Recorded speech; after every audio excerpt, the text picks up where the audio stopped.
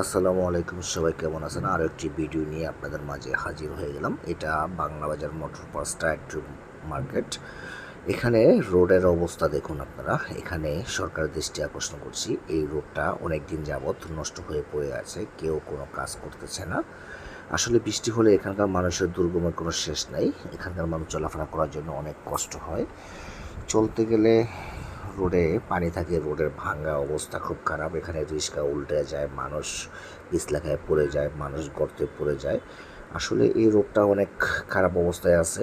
তাই সরকারের দৃষ্টি আকর্ষণ করছি, এই রোডটি যেন অতি দ্রুত ঠিক করে দেওয়া হয়। বৃষ্টি হলে পানি আটকে থাকে, রিক্সা চলাচল করতে পারে না, মানুষ খুব কষ্টের ভিতরে আছে। আপনারা সবাই ভিডিওটি দেখে শেয়ার করে লাইক করে অবশ্যই সরকার কাছে পৌঁছে দেওয়ার আপনাদের দায়িত্ব, নৈতিক দায়িত্ব। অবশ্যই আপনারা ভিডিওটি সরকারের কাছে পৌঁছে দেবেন। অবস্থা খুব ভয়াবহ, আমাদের দুর্গমের কোনো শেষ নাই।